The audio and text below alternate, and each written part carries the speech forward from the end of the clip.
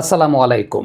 প্রথমত কিছু ছোট ছোট ইনফরমেশন দিয়ে সামারি বলতে চাই, তার পরবর্তীতে পুরো বিষয়টাকে ব্যাখ্যা করতে চাই। প্রথম যে বিষয়টা সেটা হচ্ছে বর্তমানে আইসিসি টেস্ট চ্যাম্পিয়নশিপের যে র্যাঙ্কিং, সেই র্যাঙ্কিংয়ে ইন্ডিয়া এবং ইংল্যান্ডকে টপকে বাংলাদেশ ৫ নম্বরে অবস্থান করছে।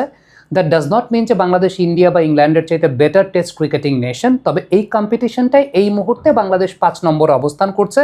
এই লিড ধরে রাখাটা বাংলাদেশের জন্য অবশ্যই ডিফিকাল্ট হতে যাচ্ছে, কারণ সামনে সিরিজটা অস্ট্রেলিয়ার সঙ্গে টেস্ট চ্যাম্পিয়নশিপে, এরপর সেটা সাউথ আফ্রিকার মাটিতে, সব কিছু মিলে বাংলাদেশের জন্য ডিফিকাল্ট টাইম ওয়েট করছে। তবে এই মুহূর্তে বাংলাদেশ টেস্ট চ্যাম্পিয়নশিপের যে র্যাঙ্কিংটা আছে, র্যাঙ্কিংটা আপনারা দেখতে পাচ্ছেন, সেখানে ৫ নম্বর অবস্থান করছে। বাংলাদেশের নিচে কিন্তু ইন্ডিয়া, ইংল্যান্ড এবং পাকিস্তান। দ্বিতীয় যে পয়েন্টটা বলতে চাই সেটা হচ্ছে এই টেস্ট সিরিজটাতে তাইজুল ইসলাম সর্বমোট ৮জন সেট ব্যাটারকে আউট করেছেন।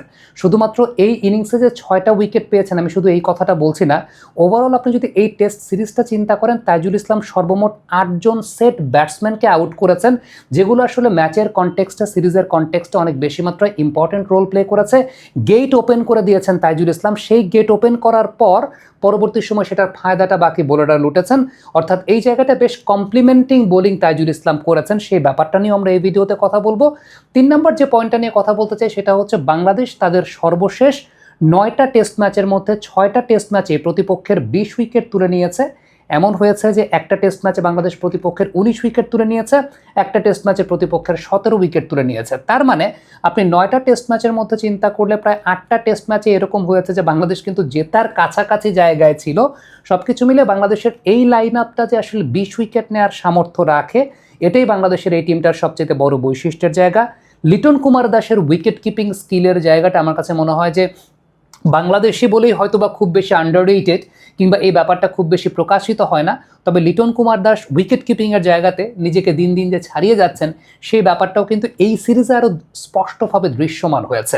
Mushfiqur Rahim at the age of 39 যেভাবে তিনি পারফর্ম করে যাচ্ছেন, সব কিছু মিলিয়ে এই জায়গাটা অনেক বেশি প্রশংসার জায়গা। ডেফিনেটলি তিনি এমন একটা স্টেজে রয়েছেন, একটা ম্যাচ খারাপ খেললে তাকে নিয়ে কথা হয়ে যাবে, সেই জায়গা থেকে মুশফিকুর রহিম যেভাবে নিজেকে মেনটেন করে যাচ্ছেন, অবশ্যই সবার জন্য একটা অনুকরণীয় দৃষ্টান্তের জায়গা। ওভারঅল বাংলাদেশের এই টিমটা নাজমুল শান্তর নেতৃত্বে যেভাবে জেলিং বন্ডিংটা যাচ্ছে, কোচিং স্টাফকে একটা অনেক বড় ক্রেডিট দিতে হবে। Shaun Tait, he is been doing fantastic job. Mushtaq Ahmed, আমাদের মুশতাক ভাই, he is also doing fantastic job. Mohammad আশরাফুলের টেনিওরটাও কিন্তু বেশ ভালো যাচ্ছে, টেকনিক্যাল জায়গা থেকে ব্যাটসম্যানদেরকে দেখা যাচ্ছে বেশ ভালো।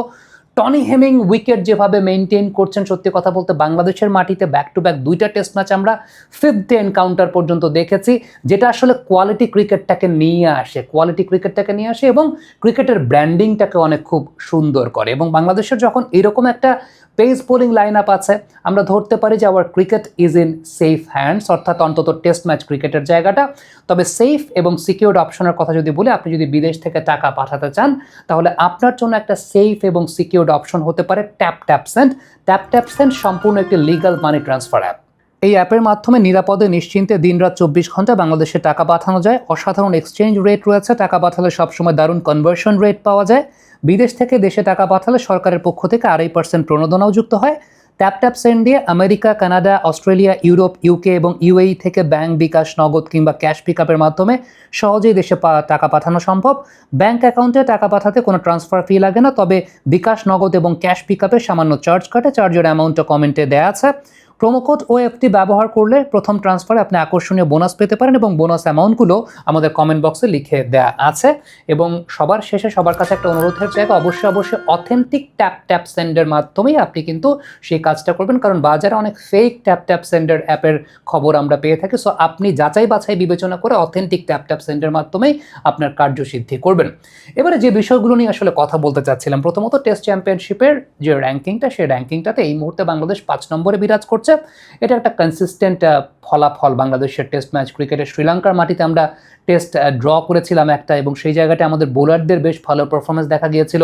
নাজমুল শান্ত বেশ ভালো ব্যাটিং করেছিলেন। আমরা দেখতে পেয়েছিলাম যে বাংলাদেশের মিডল অর্ডারটা এই মুহূর্তে, সত্যি কথা বলতে মুমিনুল ভাই সর্বশেষ 5টা আমরা দেখতে পেয়েছি ম্যাচ এরকম আছে যে টানা হাফ সেঞ্চুরি করেছেন। শান্ত সেঞ্চুরি করছেন, তার 50 থেকে সেঞ্চুরি কনভার্সন রেটটা বেশ ভালো। মুশফিক ভাই আছেন মাঝখানে, এই জায়গাটা একটা অনেক বড় স্বস্তির জায়গা। লিটন কুমার দাস, আমরা জানি যখনই ক্রাইসিস তৈরি হয় তখনই লিটন কুমার দাস পুরাতন বলে তার টেকনিকের সর্বোচ্চ প্রয়োগটা আমরা অনেক বেশি এক্সপ্রেস দেখতে পারি বা তিনি অনেক বেশি মাত্র এক্সপোজ করতে পারেন যে এই ক্যালিবারের তিনি ব্যাটসম্যান, সেই ক্যালিবারের জায়গাটা অনেক ভালো মতো শো করতে পারেন, এই জায়গাটা আমরা দেখেছি।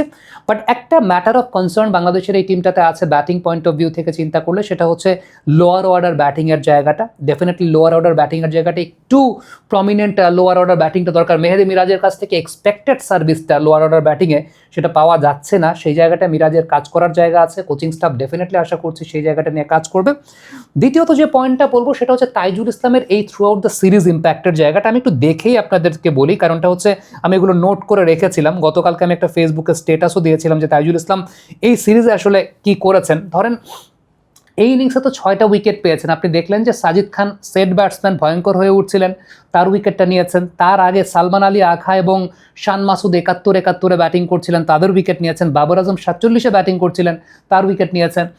এই টেস্টের প্রথম ইনিংসে যদি চিন্তা করেন যে মিডল অর্ডারের একটা পার্টনারশিপ বিল্ড আপ হচ্ছিল এবং সেটা ছিল সালমান আলী আখা এবং মোহাম্মদ রিজওয়ানের মধ্যে, ব্যাক টু ব্যাক এই দুইজনকেই কিন্তু ফিরিয়েছেন। সালমান আলী আখা এবং রিজওয়ান সেট হচ্ছিলেন, সে সময় তাদেরকে ফিরিয়েছিলেন। সো তাইজুল ইসলাম এই থ্রু আউট দ্য সিরিজ যে কাজটা করেছেন সেটা হচ্ছে কমপ্লিমেন্টিং বোলিং করেছেন, গেট ওপেন করে দিয়েছেন। এই ব্যাপারটা খুব বেশি আলোচনায় আসেনি। প্রথম টেস্টে যদি চিন্তা করেন রিজওয়ান 59 ব্যাটিং করছিলেন, ব্যাটিং করছিলেন, তখন তাইজুল ইসলাম ম্যাচ আপে এসে উইকেটটা ক্যারি করেছেন। দ্বিতীয় ইনিংসে আবদুল্লাহ ফজল 66 ব্যাট করার সময় তাইজুল ইসলাম এসে তার উইকেটটা নিয়েছেন। আপনি একটু চিন্তা করে দেখেন যে এই ইনিংসটাতে শান মাসুদ 71, সালমান আলী 71, বাবর 47, সাজিদ খান 30-এর উপরে ব্যাটিং করছেন। তার আগের ইনিংসে একটা বড় একটা মানে মোটামুটি গ্রোয়িং পার্টনারশিপকে ব্রেক করে দিয়ে গেছেন। প্রথম টেস্টে 2টা 50 করা ব্যাটসম্যান, এক ইনিংসে 59, রিজওয়ান যদি রিজওয়ান ক্যারি করে যেতেন পাকিস্তান আরও কিছু রান করতো, প্রথম টেস্টের কথা বলছি। দ্বিতীয় ইনিংসে আবদুল্লাহ ফজল 66 ব্যাটিং করছিলেন, তার উইকেটটা নিয়েছেন। সো ম্যাচে কোনো 5 উইকেট মানে ইনিংসে কোনো 5 উইকেট নাই, ম্যাচে 10 উইকেট নাই, কিন্তু এগুলোকে বলা হয় আসলে কমপ্লিমেন্টিং বোলিং। সেই কমপ্লিমেন্টিং বোলিংয়ের জায়গাটা খুব ভালো মতো করেছেন।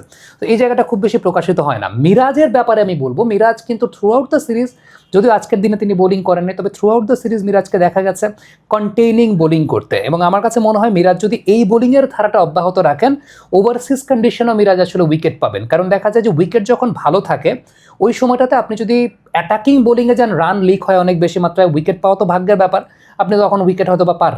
কিন্তু এরকম কন্টেইনিং বোলিং করলে বেটার উইকেটে ব্যাটসম্যান আউট অফ ফ্রাস্ট্রেশন আপনাকে অনেক সময় উইকেট দিয়ে যাবে। মিরাজের ক্ষেত্রে সেটা দেখেছি, ব্যাটসম্যান শর্ট খেলতে গিয়ে উইকেট দিয়েছেন। আবার যখন মিরাজের কাজ ছিল রানটাকে আটকে রেখে ওই পাশের বোলারের জন্য উইকেটের গেটটাকে ওপেন করে দেওয়া, এই কোঅর্ডিনেশনটা আমার কাছে খুব ভালো লেগেছে। তাসকিন খুবই আন্ডাররেটেড, তাসকিন নতুন বলে উইকেট নিয়ে দিয়েছেন। ডেফিনেটলি সেই জায়গাগুলো অনেক ইম্পর্টেন্ট রোল প্লে করেছে through out the test series. যদিও লাস্টের দিনে আমার কাছে তাসকিনের বোলিং অ্যাপ্রোচটা ভালো লাগে নাই। কেন ভালো লাগে নাই? Taskin was very much attacking in nature. Even তার চতুর্থ দিনও তাসকিনকে যখন দেখেছিলাম একটু অ্যাটাকিং বোলিং করতে গিয়ে আলটিমেটলি যে জায়গাটায় ব্যাটসম্যানকে একটু ফ্রাস্ট্রেটেড করা, একটু কন্টেইনিং বোলিং করা, এই জায়গাটা রাখেন নাই। But to be very honest, Taskin test match ক্রিকেটে এখনও নতুন বলে আমাদের উইকেট ওপেন করা বা উইকেট মিডল অর্ডারকে এক্সপোজ করানোর ক্ষেত্রে তাসকিনের একটা অনেক বড় ভূমিকা আছে এবং থ্রু আউট দ্য সিরিজ তাসকিনের সেই উপকারিতাটা বাংলাদেশ ভোগ করেছে। Nahid Rana, he is a gem of a bowler. এই পেস, এই বাউন্স, নিজেকে দিন দিন কিন্তু অনেক উন্নতির দিকে নিয়ে যাচ্ছেন। He is a thinking bowler right now. আমরা দেখেছি তিনি বেশ ভালো থিঙ্কিং বোলিং করেন। আজকে সকালে দেখতে পাচ্ছিলাম রিজওয়ানকে ইনকামিং বলে বারবার ডিসিভ করার চেষ্টা করছিলেন। হ্যাঁ, রিজওয়ান সার্ভাইভড, সবসময় যে উইকেট পাবে বিষয়টা সেরকম না, but he maintained his discipline. After that Shoriful একটা বল বাইরে করে তারপরে উইকেট নিয়েছে। ডেফিনেটলি হাসান মাহমুদ ইঞ্জুরির পর, অনেকে জানেন না যে হাসান মাহমুদ ইঞ্জুরির পর যখন প্রত্যাবর্তন করবে তখন বাংলাদেশের এই লাইন আপটা আরও অনেক বেটার সার্ভিস দেবে বলে আমার বিশ্বাসের জায়গা। আপনি যদি চিন্তা করেন যে আমাদের এই টেস্ট সেট আপে লিটন কুমার দাসের উইকেট কিপিং, ডেফিনেটলি আমরা বেশ কয়েকটা কন্টেন্ট করেছি লিটন কুমার দাসের উইকেট কিপিং নিয়ে। ভাইটাল ক্যাচগুলো নিচ্ছেন, কঠিন ক্যাচগুলো নিচ্ছেন। এবং আপনি যদি as far as wicket keeping is concern, Liton Kumar Das is one of the best wicket keepers in the world. এই ব্যাপারে কোনো সন্দেহ নাই। Maybe his nearest competitor is Alex Carey, এবং অ্যালেক্স ক্যারি, লিটন কুমার দাস, এই দুজনের মধ্যেই ওয়ার্ল্ডের বেস্ট উইকেট কিপারের কম্পিটিশনটা আসলে হবে। আপনি মুশফিকুর রহিমের কথা যদি চিন্তা করেন, আমাদের মুশফিক ভাই, বড় ভাই, মুশফিক ভাই এখনও যেভাবে অনুপ্রেরণা দিয়ে যাচ্ছেন, আমার কাছে মনে হয় যে প্রত্যেকটা মানুষের জন্য, শুধুমাত্র এমন না যে ক্রিকেটারের জন্য, মুশফিক ভাই যেই বয়সে আছেন আর সেই বয়সের প্রত্যেকটা মানুষের জন্য একটা অনুপ্রেরণার জায়গা যে life is not at the end. Mushfiq ভাই আমাদের 4 থেকে 5 বছরের বড়। এখন আমরা হয়তো বা চিন্তা করি অনেক সময়, আচ্ছা লাইফের তো অনেক সময় পার করে ফেলেছে, এখনও পটেনশিয়াল মিট করতে পারিনি। বাট মুশফিক ভাই কিন্তু ওই অনুপ্রেরণাটা আমাদেরকেও দেন যে মুশফিক ভাইয়ের বয়সে তো আমরা এখনো যাই নাই, আফটার 5-6 ইয়ার্স আমরা যখন যাব আমাদের still we have lot of things to do. So এটার জন্য আসলে ডিসিপ্লিন, যে আপনি প্রত্যেকটা পেশাতেই আছেন, যে পেশাতেই আছেন না কেন, অনেকে মিড ক্যারিয়ার ক্রাইসিস নিয়ে চিন্তা করেন, অনেক কিছু নিয়ে চিন্তা করেন, বাট মুশফিক ভাই এই অনুপ্রেরণার জায়গাটা মনে হয় খুব সম্ভবত আমাদেরকে দেন। সেটা হচ্ছে যে এই যে মুশফিক ভাইয়ের কথা শুনে ও চলে আসছে এই জায়গাটাতে, যে সত্যি কথা বলতে প্রত্যেকটা মানুষের, প্রত্যেকটা পেশার মানুষের একটা অনুপ্রেরণার জায়গাটা দেন, যে লাইফ ইজ নট এন্ড। আপনি যে কোনো সময় যে কোনো জায়গা থেকে আপনি যদি ডিসিপ্লিন ঠিক রাখেন, আপনি definitely or hard work actually page of. Tony Hemming এবং বাংলাদেশের টিম ম্যানেজমেন্টের একটা প্রশংসা করব, কারণ ওই যে একটা সনাতন ধারণা যে আমরা স্লো উইকেট বানিয়ে জিতবো টেস্ট, ওইটা করতে গিয়ে টেস্ট ম্যাচের কোয়ালিটি উল্টো খারাপ হয়। টেস্ট ম্যাচের কোয়ালিটি যখন খারাপ হয় তখন বাংলাদেশের খেলার মানটাও খারাপ হয়, বাংলাদেশের খেলার মানটা যখন খারাপ হয় দেশের ক্রিকেটের ব্র্যান্ডিংটাও খারাপ হয়। আমার কাছে এটা ব্যক্তিগত একটা মতামতের জায়গা, যে বাংলাদেশ টিম ম্যানেজমেন্ট যেহেতু মানে উইকেট কেমন হবে সেই আইডিয়াটা দেওয়ার ব্যাপারটা বা চাওয়ার জায়গাটা টিম ম্যানেজমেন্ট থেকেই আসলে হয়। আমরা যতই গামিনী ডি সিলভাকে দোষ দিই বা যা দিই, এটা টিম ম্যানেজমেন্টের সিদ্ধান্তের জায়গা। সো ওই অনুযায়ী টনি হেমিং ভালো উইকেট প্রিপেয়ার করে দিয়েছেন এবং টনি হেমিং সেভাবেই কাজটা করছেন। আমরা 2টা টেস্ট পরপর দেখেছি যে 5 দিন পর্যন্ত গেছে, ইট ওয়াজ ভেরি গুড। সব কিছু মিলিয়ে আমার কাছে মনে হয় এটা দেশের টেস্ট ক্রিকেটের কোয়ালিটিটাকে আসলে বাড়ায়। এবং এটাই কিন্তু বিষয়টা, যে দেখেন সাইকোলজিক্যাল একটা অ্যাডভান্টেজ বাংলাদেশের, যে okay we are playing better test cricket, আমরা ভালো টেস্ট ক্রিকেট খেলছি। সাউথ আফ্রিকার সঙ্গে সিরিজের সময় যে ধরনের উইকেটে খেলা হয়েছিল, এই টাইপের উইকেটে বেটার টেস্ট ক্রিকেট খেলা যায় না আসলে। আপনি নিজেই নিজের জালে আসলে ওই জায়গাটায় ফেসে গেছেন। সো আপনি বেটার টেস্ট ক্রিকেট খেলতে পারেন, দেশের ক্রিকেটের ইমেজের জন্য কিন্তু অনেক ইম্পর্টেন্ট ফ্যাক্টর। সো সব কিছু মিলে এই সিরিজটার একটা অনেক বড় আউটকাম। একটা বিষয় ভুলে গেলে চলবে না, পাকিস্তান কিন্তু সর্বশেষ 4টা টেস্ট ম্যাচ বাংলাদেশের সঙ্গে হেরেছে। আমি এতক্ষণ অনেকগুলো পরিসংখ্যান আপনাদেরকে দিলাম, এই ভিডিওটাতে খুব বেশি টেকনিক্যাল ব্যাখ্যায় গেলাম না। আজকের দিনের অন্যান্য আরও ভিডিওগুলোতে টেকনিক্যাল ব্যাখ্যা নিয়ে আসবো। Thank you so much.